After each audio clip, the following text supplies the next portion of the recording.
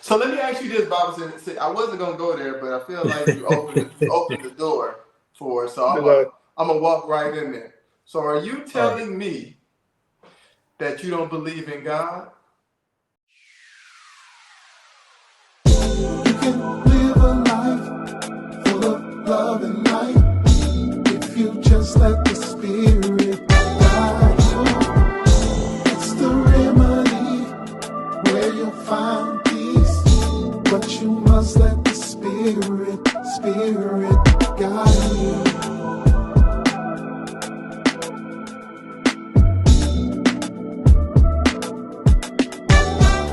Who made y'all priests? I never said that. So I said no. I didn't say that. Okay, so you do believe in God then? I believe that there is a consciousness that created creation, and I believe that human consciousness is linked to that. You understand? But I do not believe there's a God that stands in judgment of me that I need to appease.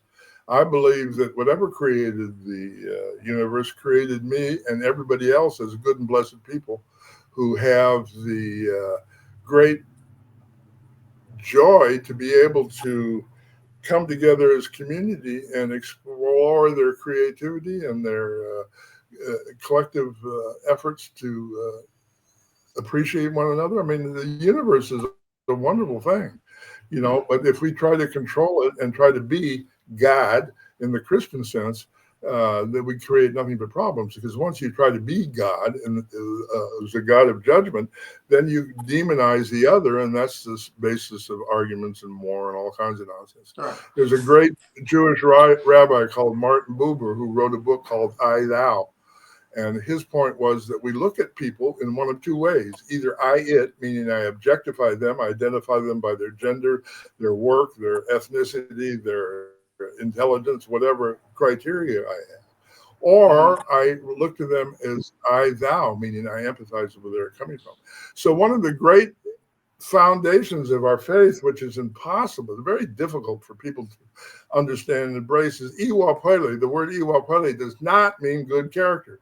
It means I come to greet the earth. Iwa, the coming, Ope, greet, Ile, the earth. I come to greet the earth. So what does that mean? I come to learn from the earth the principles of empathy that allow for the earth to evolve and become a better place. All right.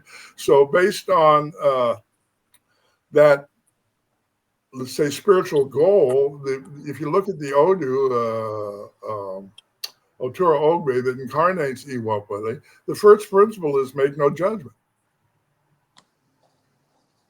The principle is not make no judgment unless the person you're judging really is an asshole, and then it's okay. It doesn't say that. Right. It says make no judgment, that no judgment means no judgment. And the reason it says that, we can make boundaries. We can say, Falfore, if you're going to be a jerk today, you can stay home.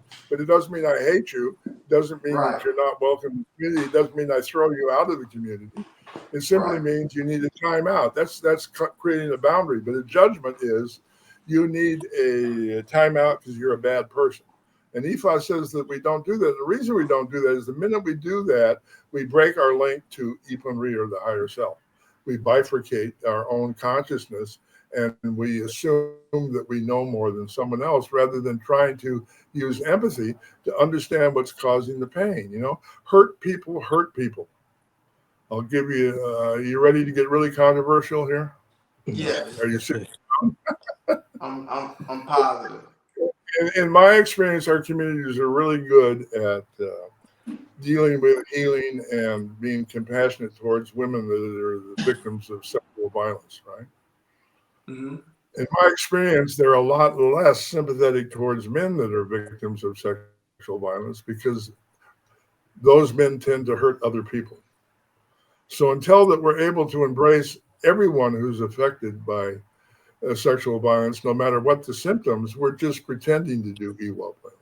It's really hard to embrace a man who said, I was abused as a child and I'm abused the women in my family, and now I'm abusing my partners, to really embrace that from the point of view of compassion and say, okay, we're going to join hands and support you in fixing it. We're going to make sure that you're safe. We're going to make sure that no one's going to be victimized by your struggles, but we're going to embrace the effort to heal that issue. Now that's just one of many, many issues in which judgment comes to play. And as you, so I think the reason why we do that, Bob, is because we're not truly spiritual. I think we practice a system that is a spiritual system, but in fact we are religious, because Okran Meji talks about, because first of all, to be spiritual means to transcend the physical, as above so below. And so if every time something happens you only look at it from the physical reality of, this person was mean to me, this person abused me, this person stole from me, this person essentially helped me, or if you only see things from that standpoint, then you miss the important part or a big part of the message.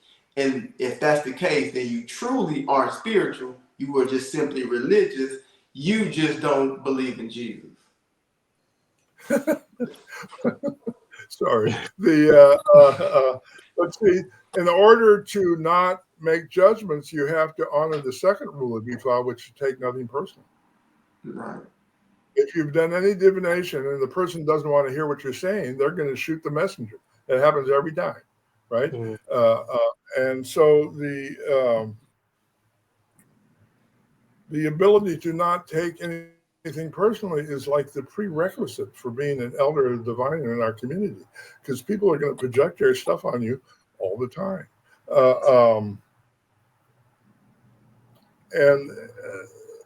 So I don't know if, I don't get out much anymore, but back in the day, every time I go to a ceremony, there would be these horrible arguments over he disrespected me. He did. Have you seen that argument? Absolutely. It's a bit epidemic. Ifa teaches that that's a non-starter.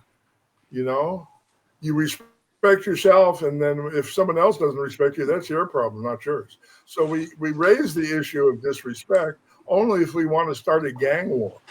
Once you raise that question and denigrate somebody based on that issue, you close the door to any kind of unconditional love or reconciliation almost forever, in my opinion. Once you call somebody out of name, it's over. So, but yet, and we still indulge that behavior because it's what we've been taught. It's, every single reality TV show that we can turn on is about not letting anybody diss you and about being able to throw chairs and curse and beat people up who diss you in some way. So as communities, if we're actually doing any healing, there can be no shame and no blame.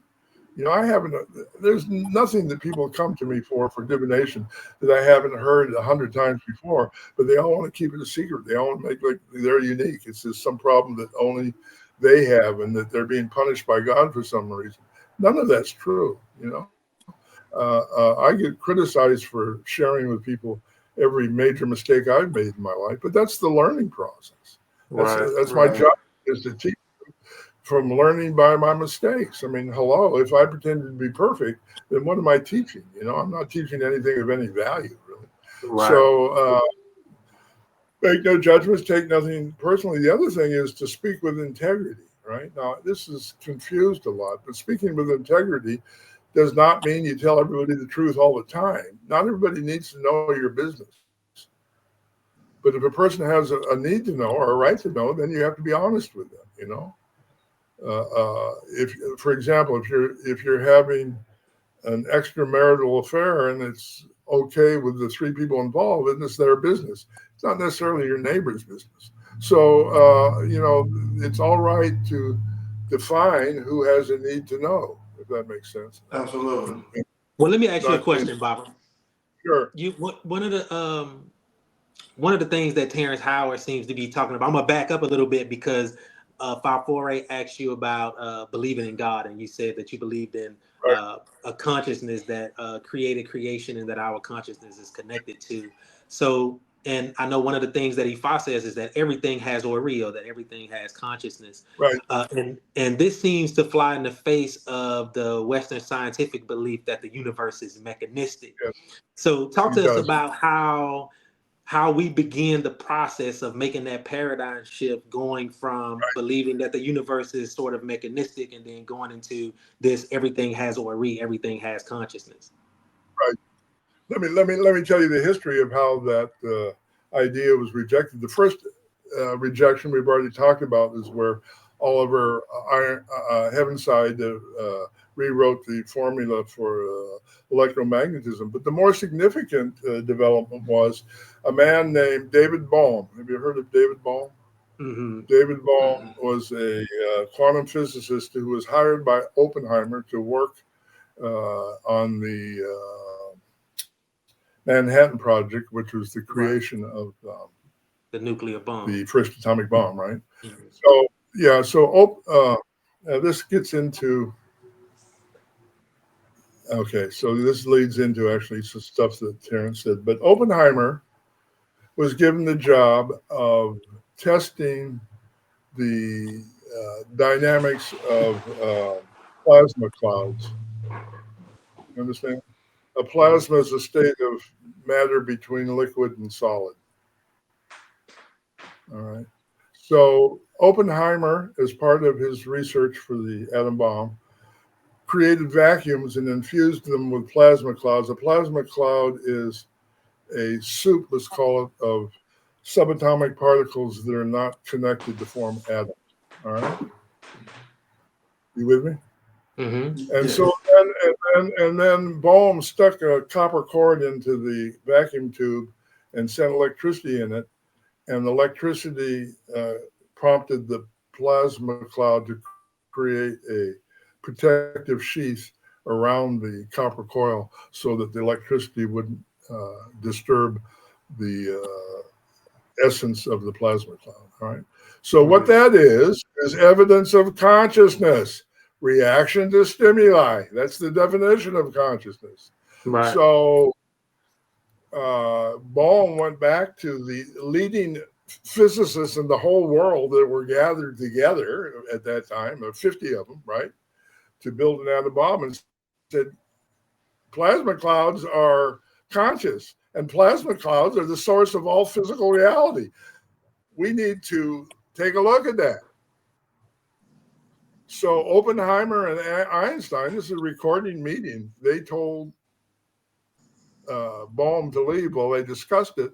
Oppenheimer asked the question, can anybody refute what Bohm said? And nobody could. So Oppenheimer said, okay, here's what we're going to do. We're going to ignore that and pretend like he never said it. And then Oppenheimer called J. Edgar Hoover and said, this guy wasn't born in the United States. Get his ass out of this country because that's way too controversial. We're not going to deal with it. You understand? So you wonder why we're not taught the truth of science. I'm telling you why. It's been deliberately suppressed, and we've been so conditioned that we assume it's true. And there's a great fear of nonconformity to the narrative. Without letting go of that fear of nonconformity to the narrative, you're going to be stuck in someone else's definition of who you are and what you should be. And for me, that's in total opposition with our responsibilities as Awo. Right. Right. You know, so Oppenheimer then left science and formed a partnership with Krishnamurti and talked about the relationship between quantum physics and spirituality. A brilliant set of lectures, and that defined the rest of his life, really. So my point is, and I know this sounds far out, but you asked, so here's the answer. You know, we can invoke Egum. You've all done that. You all see that as a phenomena that's real, right? Would you agree that we can communicate with our ancestors? Yes. I mean, it's one of the great gifts, as I said earlier, that Ifa has brought to the world. Well, that means we can communicate with David Bohm, and believe me, I have. And when I've asked him about these concepts, his explanations are amazing. And so the issue here is not that that is so odd. The issue is that in order to effectively use communication with the ancestors, we need to be clear about what questions to ask. So if we're accepting the narrative as being true, we're never going to ask the right questions. And I think as Awo, we have an obligation to come together and talk about what we understand really and what reality looks like really, and then create a baseline. Okay, what's the next step? How do we need to use Egbe to get to the next step? How do we need to use communication with Ela to get to the next step? How do we communicate with our own ancestors? You know, my grandfather was friends with Nikola Tesla. I speak easily to my grandfather. That's a huge source of information about the things that I'm talking about. Albert Finney's was, but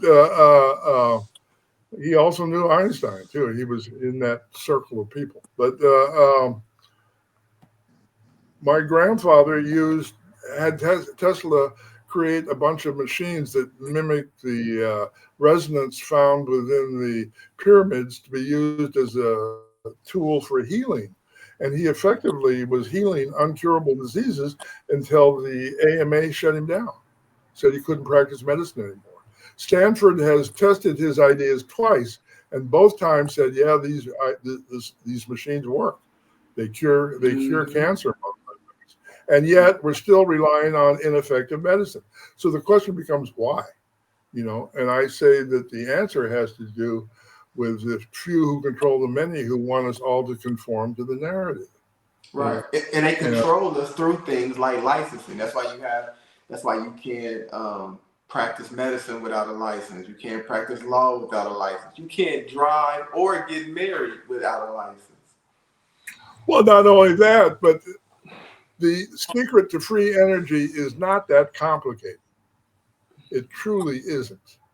There have been 6,000 patents to patent that idea, and they've all been rejected by the patent office for reasons of national security. Problem we're having is the people that have that idea are reluctant to share it because it's their clue to getting rich. The thing that's such a blessing to from Terrence Howard is he's not trying to sell that idea. That's why he's such a threat. He's willing to share the idea of accessing free energy without putting a price tag on it. You know, all I can say is, Ifa, bless him, and let us make sure we're paying attention, because that's the key to changing everything. Right. So what about your thoughts on, you said that Terrence Howard did say something about scientific or science not being accepted from those who are not part of academia.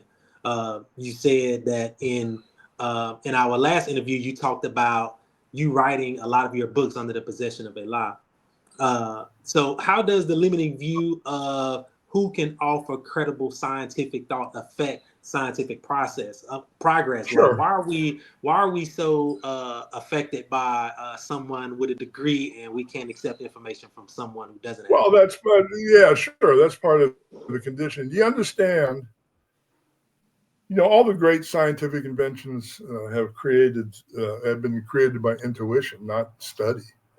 You know, there's a history of science. I don't know if you want to go into it, but essentially, what had happened was, you know that phrase, when Alexander conquered Egypt, the Egyptian priests that were the keeper of the ancient wisdom about which I am speaking had to leave Egypt and go up in the mountains, and they started writing about the secrets that Alexander was trying to take as his own. They started reading about it in Greek. Writing about it in Greek. It's called Gnostic literature, right? So there's thousands of Gnostic documents that have never been translated because they deal with these issues. And as people start to translate that, they can see that it clearly has its origins in Africa, all right? So the Knights Templar... You cut out. It has its origins in what? Africa. Hello? Oh, okay. The Gnostic literature written in Greek by the Egyptian priests who were chased out of Egypt by Alexander the Great is a key to understanding the metaphysics of the entire African continent, because every single culture in Africa has a divination system based on the same 16 principles, which are the same principles taught in the Emerald Tablets and are the basis of alchemy. Every culture has that common root. Metahochi did that study and proved that conclusively in my mind. So now I've forgotten the question. The point is that Hugo de Payens, you know who that is? Yes, I think he was the founder of the Knights Templar. He was. Do you know what Hugo Payens means? It means Hugo the Pagan, which was code word in those days for Moor, which was code word in those days for African. So Hugo, who was an African, knew that the Emerald Tablets, copies of it, were buried under the temple in Jerusalem. He organized the Knights Templar to get that material. He brought it back to, oh God, you ready for this? This is all far out. You can disbelieve anything I'm about to say. If you do your homework, you think, oh my God, he was right. But Hugo brought the Emerald Tablets, among other things, back. The Emerald Tablets were translated by a man named Saint Bernard and was given to the Invisible College of England, where it was used by Newton to create the mechanistic rules of modern physics. You understand? So all of that has an African origin in terms of where it came from, right? And so there was, and so the problem was, and check this out, the problem is that Saint Bernard translated the Emerald Tablets, but there wasn't enough English words to describe what the English tablets said, all right? So Hugo de Payens gave the Emerald Tablets to a guy named Nicholas de Vere and said, we need to create vocabulary so that when we translate the Emerald Tablets, people who speak English can understand it. So Nicholas de Vere did a little thing called changing his name to Shakespeare, and he wrote a bunch of plays that introduced 3,000 new words to the English language. You understand? And so that same material we can get from the library in Timbuktu. You remember when Gates did that documentary on Africa in the year 2000, where he went to Africa, he went to Timbuktu. I don't want to get too critical of Gates, although he's got some things he's got to answer for. Gates went to Timbuktu in the year 2000 to photograph the library buildings, which are still there, as part of a documentary he was doing on Africa. And then the elders of Timbuktu said, by the way, do you want to see the books? Which nobody in academia knew that the books still existed, right? So Harvard University bought 700,000 volumes of African scientific textbooks that were held in the library at Timbuktu with the promise of translating them and making them available to the public. Have you seen one single example of a translation being made available to the public? The answer to that question is no. And so the real question becomes is, why not? And so what those books are is they're using phonetic Arabic to write books in African dialects that are not Arabic. So it takes a particular skill to translate them. But those, so why are those texts so dangerous? Are you ready to hear why those texts are so dangerous? Absolutely. You ready? Are you believing me so far? We haven't gone too far out in La La Land, have we? No, we're with you. Okay, I'm gonna warn you now that if you have a bungee cord, strap yourself into your chair because we're about to go into orbit here. There's a guy named Dr. Joseph Farrell who's a expert on patristics. Nobody's ever heard of patristics, but patristics is the people who study those early Gnostic texts. You follow me? Mm-hmm. So if you believe, as I do, that plasma clouds have consciousness, that means they're generating in its primal form DNA. You understand that? Mm-hmm. you could argue that plasma clouds and Orisha are the same thing. But if you understand, you follow what I'm saying? No, how Plasma are you saying they're the cloud. same thing? Plasma cloud is consciousness that affects evolution. If Orisha are forces in nature, then Orisha, in their primal form, Imale, from the Elysian Mole, meaning the house of light. The house of light is the original manifestation of quantum light before it becomes an atom. Irumule, the word Irumule from the Elysian Irum Imole, meaning the beard of the house of the light, is a reference to quantum entanglement that occurs as a result of light forming bonds of resonance that we call atoms. And those bonds of atoms in their initial manifestation are called plasma clouds. So a plasma cloud can surround a planet and affect the ecology of the planet. That's science. With me? It's not science we're taught, but it's science that's the implication of the teachings of David Bohm, right? So if creation is co-creation, that means that we can influence the agenda of a plasma cloud. The secret of Iami is the secret of the ability to alter DNA. But that secret doesn't just apply to humans, it applies to all of creation. That's at the core of the secret of alchemy. You understand?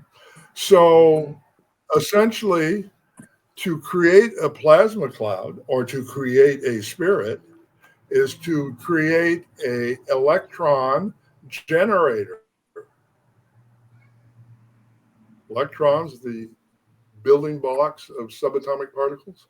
If you can generate electrons, you can bring them together and form a plasma cloud. You can infuse that plasma cloud by influencing its DNA with your own consciousness and create a spirit with its own agenda. All right, you with me? Yeah. Baba O'Sheaun looks extremely skeptical. That's all right. Work with me here on this. No, I'm listening. I'm with you. What is the world's oldest and largest electron accumulator? Anybody know? It's called the Pyramid at Giza. The Pyramid at Giza was generating plasma clouds, which they called netters, that was terraforming the Earth. At some point, the people running the pyramid decided they were going to use that mechanism for their own personal gain. And the mothers of Ea said, no, we're not going to allow that. And they shut the pyramid down. That's all well documented, mostly in Greek, that's yet to be untranslated. But most of that material has been translated by Joseph Farrell, who's got a book, who I think I have here,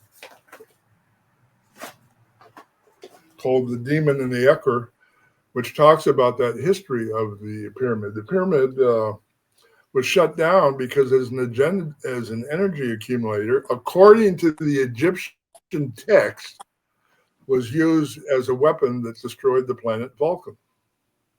Now, Western academics are going to tell us that that's all fantasy and mythic and never happened. But why are they saying that? They got no basis to say that. You know, why would the Egyptians lie to us? That doesn't make any sense. So my point is that these mysteries are profound. They're ancient. They're clearly African. You know, I really believe that to me, the pivotal point for moving into the future as humanity is we need to break through. I believe that because of the influence of Africa on scientific information, because of the embarrassment of, let's say, Europeans over their role in slavery, has caused an absolute refusal to acknowledge the contribution of Africa to the wisdom of the world. that refusal, I think, is the sticking point for moving forward. If we can address that issue, then we can take a realistic issue, look at what Africans really did in the history of life on Earth, and from that, join hands to create a better world. But as long as we remain stuck on that, we're not going to move forward. And to me, the need to stay stuck on that has become really accentuated in the current White House. I mean, it's all about denigrating men of color. And not that women of color aren't included, but there's a real focus on that particular psychosis among white men who need to really attack the ability of Black men to protect their communities. I mean, that's really at the core of the political crisis that we're facing right now. And I'm not saying that Black women don't protect their communities. Don't get this confused with gender politics. I'm identifying somebody else's psychosis, not mine. So as we are able to understand that, I think we can collectively work our way around it. But too often we're accepting, we got to take sides. This is wrong. We've got to demonize this. None of that really allowing us to access this great wealth of knowledge and wisdom that we have at our disposal in the library of Timbuktu and the library in Qumran of the Gnostics, and the material brought to Europe by the Knights Templars. That's all offshoots of the ancient wisdom of Ifa. And and I guess the only point I would make, I mean, don't take my word for it, look into it. But my point is, and the point I'm trying to make, is that if you don't know it's there, you're not going to look for it. Right. So I'm trying to tell folks, hey, it's there. Let's look for it. Yeah.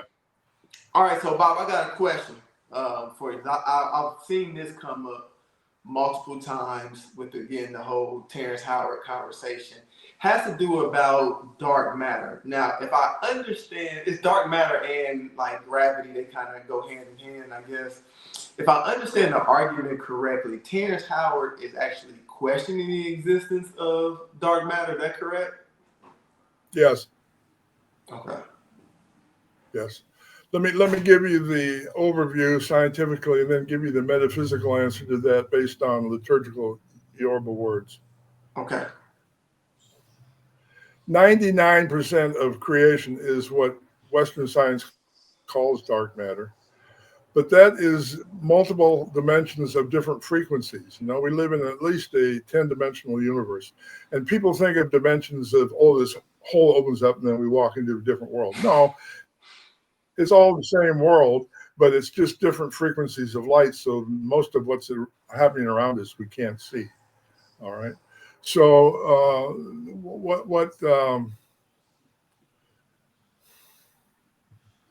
Terrence makes the point that what is called dark matter is quanta of electrons that are not connected in a coherent way to form atoms.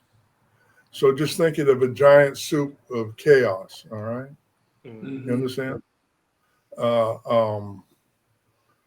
And that becomes essential for understanding free energy, because free energy occurs when that chaos becomes organized and emerges into the physical, visible universe. So we literally have an unlimited supply of potential reality that emerges out of the darkness, let's say. And Howard is saying, there is no, go do your Google search, there is no generally accepted explanation of gravity. I don't know if you knew that, but if you ask your physics professor to explain gravity, he'll change the subject quickly. So Howard says this: the spheres that hold Merkaba split, and when they split, they have what's called a place of maximum separation, okay? And the field of separation is different depending on the Odu that's manifested in the Merkaba in the sphere. That's what he says, all right? But he says as a result of the splitting and reproduction of the principles of what we call Odu, there's a discharge in the moment of separation that he calls gravity. And he used the ability to measure that to create maps of evolution. And the maps mimic the way reality looks. So that's a big clue that he might be onto something. You follow me?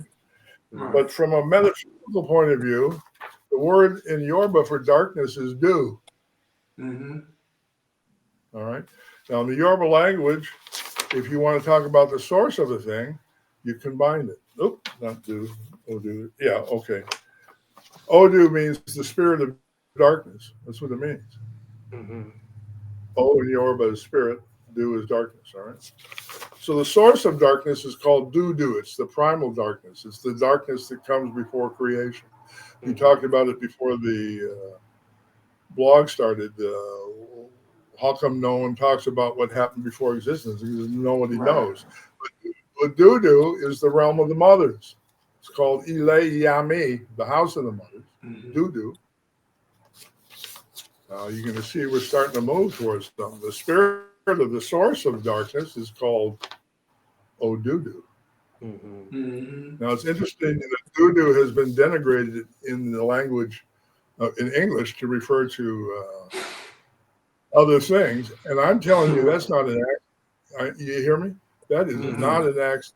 That is not a coincidence. All right. Odudu. All right. So the spirit of the source of darkness, that's the original maternal impulse in creation, right? Leading to Odudu-wa. What is Odudu-wa? Ifa says that all humans come from Odudu-wa. Odudu-wa is the spirit of the original darkness coming into manifestation. The word wa in Yoruba means come. W-A. Yeah. But the word Iwa, I-W-A, means the coming. Capital T, capital C. The coming from source into reality. Odudu-wa. The spirit of darkness becoming manifest. Do you follow me? Yes. You understand the linguistics there? Yes. And Terrence Howard is explaining that by saying that when the subatomic particles, including the Merkaba, separate, they generate gravity. That's the only explanation of gravity I've ever heard. Einstein said, well, it's just one of those things we don't understand. That's what Einstein said. And gravity essentially is what keeps us here on the earth. Well, yes, but the question is, where does it come from? Right. And that's the thing that Terrence talked about. So people are always surprised by this, but Yoruba language, like all languages, has synonyms. So a synonym for darkness is okunkun, and for light is ina. So ina means fire. Okunkun means string. All right. String is the source of quantum entanglement. String are the things that emerge in the darkness of Odudu. All right. You with me? Yeah. No, I'm getting blank stares. No. String becomes light, is what this is saying. So we symbolize that process when we slap the ik in. One becomes two, two becomes one. That's the eternal dance of creation. Okunkun ni ina, right? Darkness is fire. Fire is darkness. And so every time we do divination, we're reenacting that fundamental principle of creation. All right. So ina, and that Yoruba phrase is the same as Allah. Allah is the longitudinal bead of light. It's the coded blueprint for all of creation. That blueprint, you understand, is growing in every fraction of a section. Every fraction of a second, that blueprint incorporates the consciousness of all of creation. So Allah is a constantly growing receptacle of information. Does that make sense? Yes. Yes. So Du is Okun. I said that earlier. Odun is string. String is the symbol, even in modern science, of quantum entanglement. Quantum entanglement, symbolized by the images on my robe, is an essential source of creation. So, Falokun, we translate to mean ocean. It actually means the owner of the, the owner of the string. That's a whole different concept, isn't it? The owner of the string Right, it's different. Is the source of ether. Western science tells you ether doesn't exist. Terrence Howard is telling us that it does. So Omi Falokun is the water of the owner of the string, which is plasma. David Bohm told us that plasma has consciousness. That consciousness brings us the message of Falokun Orun, the spirit of the string from heaven. The word heaven means neck in Yoruba, the neck that connects the invisible realm with the visible realm. I mean, these words are all telling us something, right? Mm-hmm. This really expands the concept of Olokun. Hello? The way you're breaking down the word. Yeah.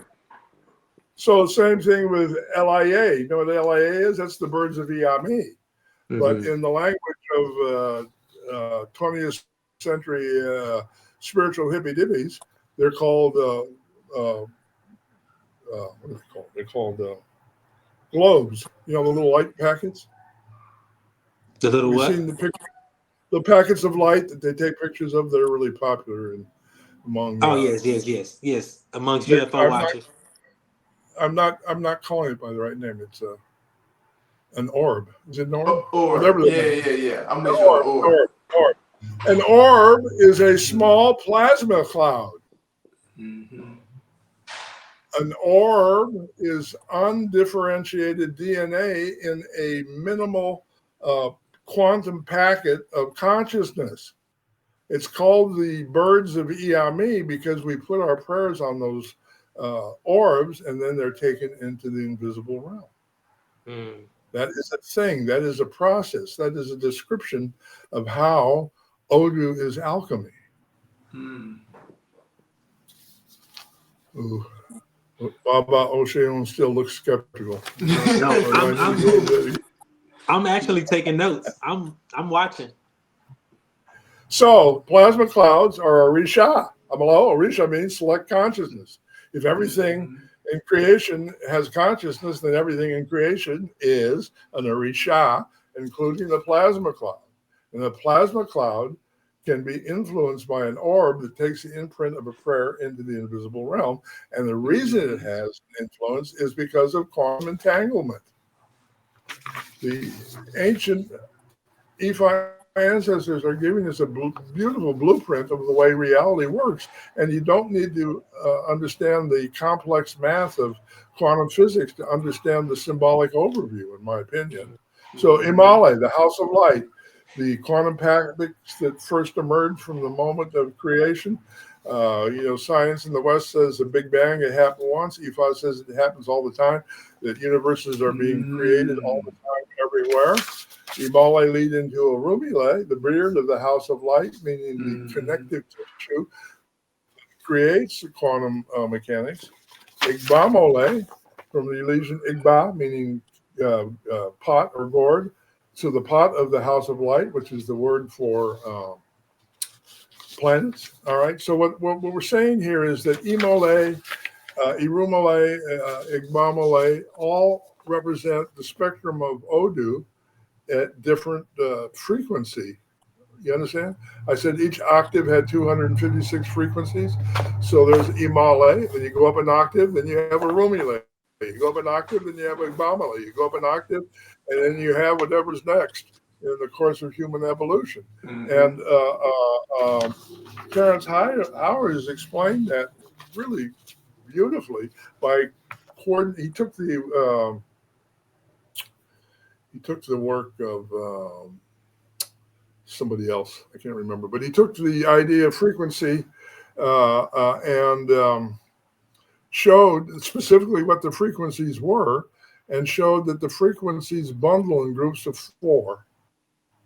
representing life, death, transformation, rebirth, which is the cycle of each of the 4 Odu as we go through them. You understand? Mm-hmm. So then once you go through the cycle of life, death, transformation, rebirth, then you reach the next pitch. So he's given us a really detailed explanation of how the map of Odu as residence, as it comes through the Makaba, materializes. And he has said, which is consistent with Ifa, if you have a nuclear disaster where you got radiation, you take the opposite frequency and it neutralizes the effect. So in Ifa, we explain that by saying every Odu is fixed by its opposite Odu, right? Yes. So take any name an Odu. Name one. Agbe. Okay, the opposite of Agbe. Agbe Sa is good. So yeah, the opposite of Ogbe Sa is Oyeku Obara. So if you look at those 2 Odus, you know that there's 9 double lines and 9 single lines. How did I know that? Because when you mix 2 Odus that are opposite with its opposite, it's always 8 and 8. I said 9, I meant 8 and 8. And so the 8 and the 8 creates the stasis of the balance, which leads to the opportunity for the Odus to split again, or the situation to split, and then to evolve. And they evolve according to this very specific pattern called the golden mean, which shows how frequency shifts from one pitch to another. And this, of course, the symbol of Obatala. Hello? Yes. So, all right. So a particle, when we look at a wave, when we look at light, when we see a particle in the pattern, it's 2 marks. We call it a ray. When we look at a single line, we call it Ashe, and I lost my picture here. But so there's a polarity between Ashe and Ire, not good and evil, not punishment, not right and wrong, not appeasing an angry God. It's about expansion and contraction. Again, Howard has explained that by saying one side of the quanta of the Makaba creates an electronic impulse which moves away from its source. The other creates a particle which moves towards the source, and the push and pull between those 2 forces, yin and yang, we can call it Okunrin, Obinrin, we can call it Ashe and Ire. The contrast between those 2 fundamental forces is what gives birth to gravity. Gravity is what holds things together. Gravity is if you think about it, is the platform for what Ifa calls Ile Ife, or unconditional love. Ile Ife, the house of love. So these are all ideas that are conceptualized within Ifa, so that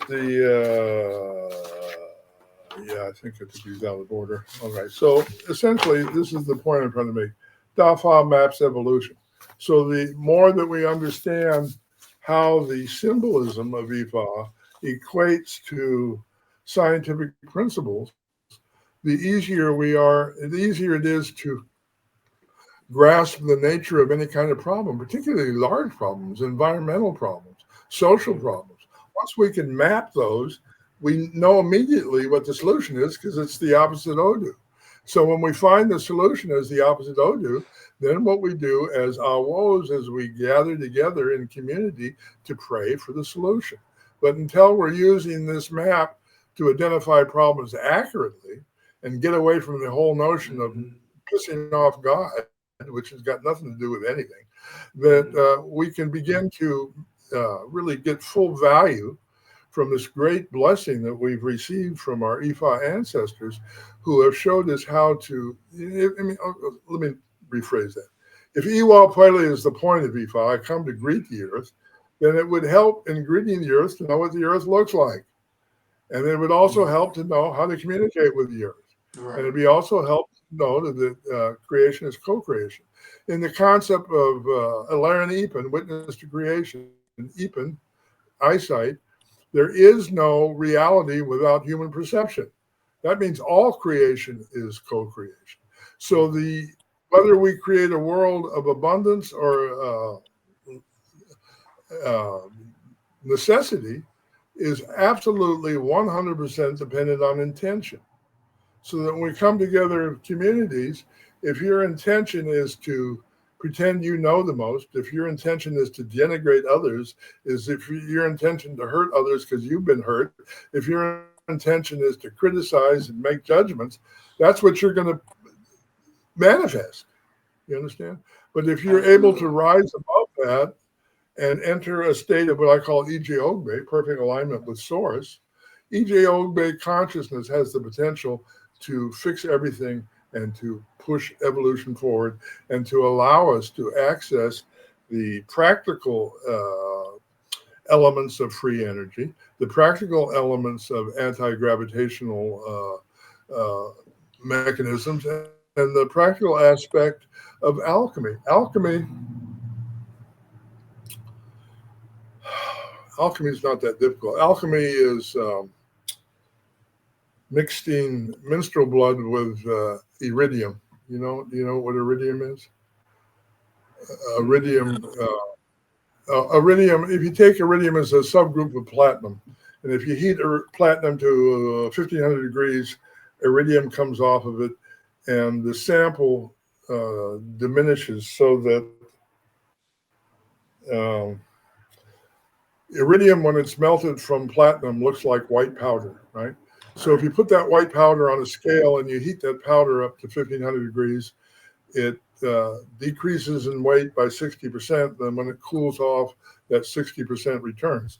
That means that the components of iridium are interdimensional. They disappear from this realm and then reappear. All right.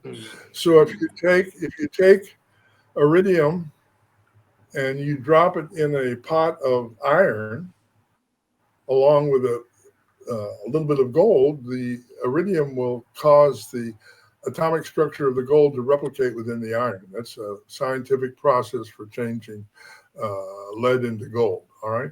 But that same process has a medicinal component that's related to initiation. All right. So there's what's called the starfire initiation, in which minstrel blood is mixed with iridium on the third eye of the initiate. And the reason minstrel blood's used is because it's rich in serotonin and melatonin, which causes right brain, left brain integration. Now that minstrel blood only works if the donor is in a meditative state, an E.J. Ogbe state. So there are women in Ifa who are secluded to harvest their menstrual blood, which is used ritualistically. So far from the Catholic idea of menstruation being dirty, ugly, and evil, it's at the foundation of our ability to enter altered states of consciousness. All right. So here's a big hint. What's the major source of iridium in West Africa? Anybody know? There's a little thing I like to call Efun. Wait a minute. That can't be true. Am I just tied this to ancient alchemy? I think I have. And the reason we know the Yorubas knew the secret of alchemy, because if you go to Ile Ife, there's a obelisk sacred to Oromion. You know about Oromion's staff in Ile Ife? Right. There's it's a stone. It looks like an obelisk. Yeah, it does. Yes. It's described as the phallus of Agayu. So on that, there's a trident with iron nails. There's a trident is 3 hook spear. And that trident is made from iron. The iron nails on that trident are at least 2,000 years old, and there's no rust. The only way you make iron with no rust, if it's in an outdoor environment, is if you know the secret of alchemy. And so that's clear proof that the ancients in Ile Ife knew the secret of alchemy. There's other proof too. The Nigeria had pyramids. You know that? Stone pyramids that were surrounded by stupas. You know what a stupa is? The stupa is a. They had those in India. Yeah, they had them in India because they were brought to India from Africa, and the stupa places where people would sit in the stupa and meditate, and the stupas surrounded the pyramid, and there's a certain angle of their construction that created altered states of consciousness. I went to a stupa in Arizona. Stupa in Arizona, absolutely. But here's the thing. And I circled it as I was chanting my Odu. the question becomes, why didn't you visit the stupas in Nigeria? Mm-hmm. Because when the British located them, they blew them up with dynamite. Oh. So why would they do that unless they somehow felt threatened by that technology? Right. You understand? There's photographs of those ancient stupas, but all there is now is a pile of rubble. So my point is that we've just been the victims of such deliberate manipulation of science, of history. You know, when the Knights Templars were forced out of Spain, not the Knights Templars, the Moors were forced out of Spain through the first of the Catholic Crusades. You know that history. Mm-hmm. The Knights Templars, who were the allies of the Moors and who were the people that built the Gothic cathedrals, realized that the Gothic cathedrals were built by Africans in the Middle Ages at a time when every other building in Europe was a mud hut. There was mud huts, and then there was the cathedrals. So that represented a significant difference in the technology coming from Africa and the technology in existence in Europe. So when Africans were pushed out of Europe by the Inquisition, they created a country bordering Eastern Europe and Russia called Tartaria that continued the construction of buildings that generate electricity. Well, in the 20th century, those buildings have been systematically destroyed, just like the cathedrals, the Catholic cathedrals had the little circular carvings that explain the process of alchemy. Those have all been chiseled off, you know. Right. The reason, oh God, get me started. The use of the pyramid as a source of electricity is a function of the fact that the stones were crystal that holds the ambient electrical energy from underground waterways, and then the outside shell casings were insulators that kept electricity inside. But what they're calling the tomb inside the King's Chamber, that was a place that held the Ark of the Covenant. Not the Ark of the Covenant. There was hundreds of them, but the Ark of the Covenant was a container for iridium, which caused a massive acceleration of free energy between the visible and invisible realm, which accelerated the natural electricity of the pyramid itself. You understand? So the Templars brought one of the arcs. There's one in Ethiopia. There's about 100 of them that are known.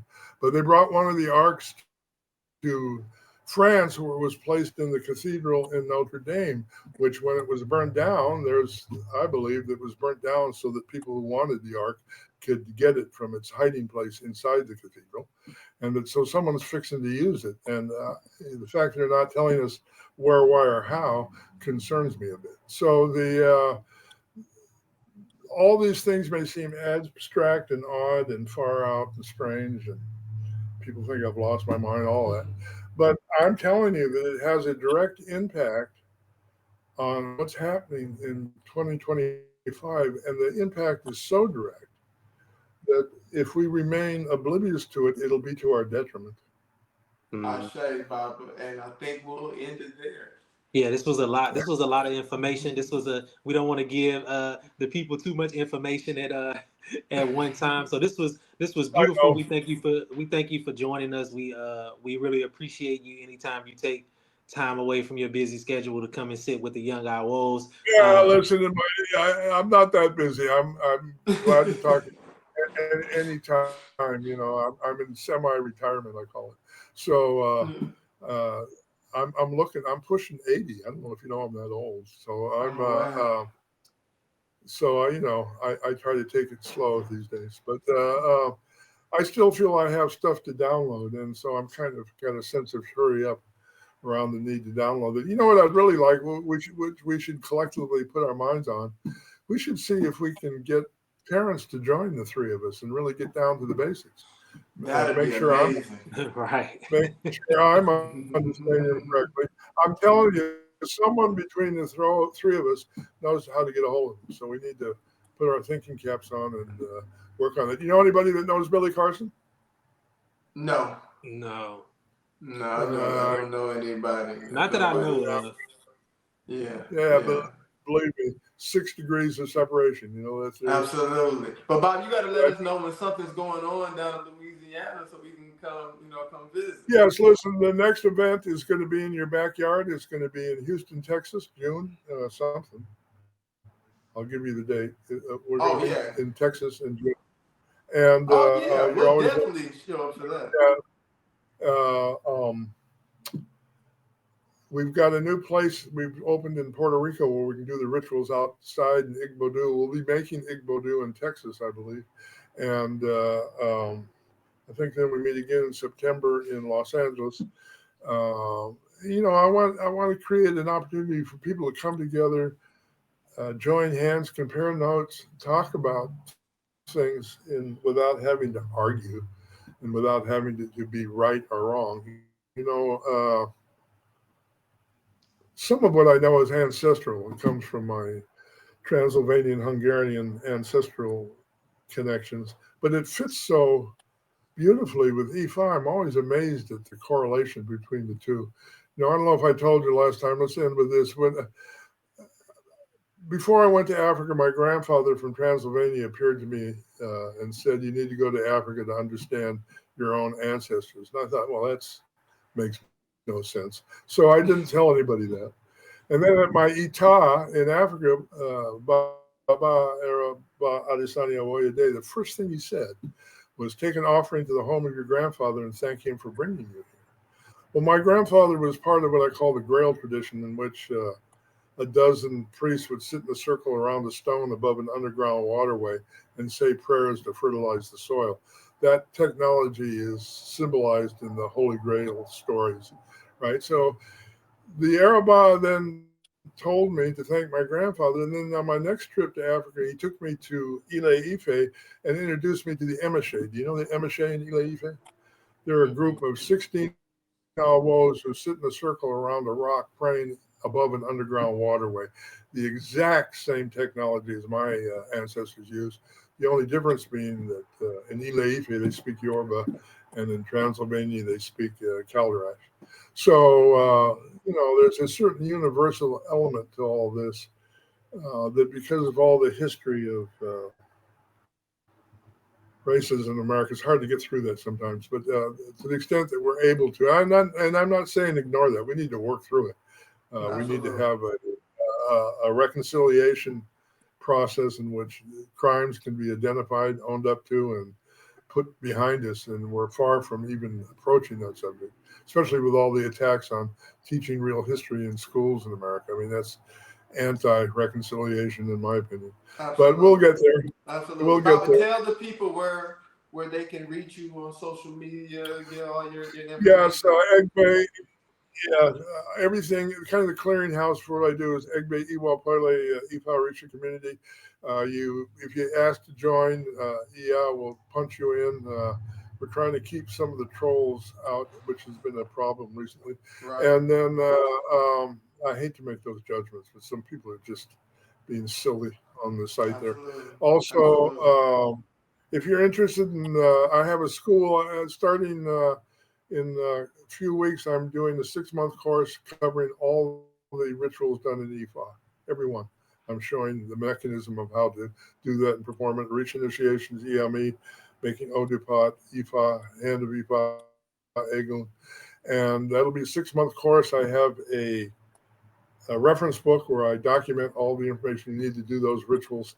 If you're interested in that class, you need to contact me soon at iwapelewa@gmail.com. That's IWAPELEWA@gmail.com. And I'll give you the details on that. It's eminently affordable, but I'm really feeling the need to download that information because I'm seeing no judgment, I hope. There's a lot of stuff just being made up, and as a consequence, it's not as effective as it could be. So anybody that has that wisdom from the ancient ancestors, I feel, has an obligation to share it. I don't think there's any more time for secrets. I really believe we need to be open, transparent, and effective in the work we do. Love you both. Be Ray, Ashe To. Stay safe. We'll talk again. We appreciate you, family. Thank you guys for tapping in with us for another episode. Today, I'm going to leave you with a quote from Walter Russell, who said, mediocrity is self-inflicted and genius is self-bestowed. Again, thank you for checking us out. Please share, like, and subscribe. Until Walter next time. Russell was, listen quickly, Walter Russell was one of Terrence Howard's influences. Absolutely. I forgot, I couldn't remember his name, but you mentioned it. Thank you. So that we're good. No problem. All right, family. Peace.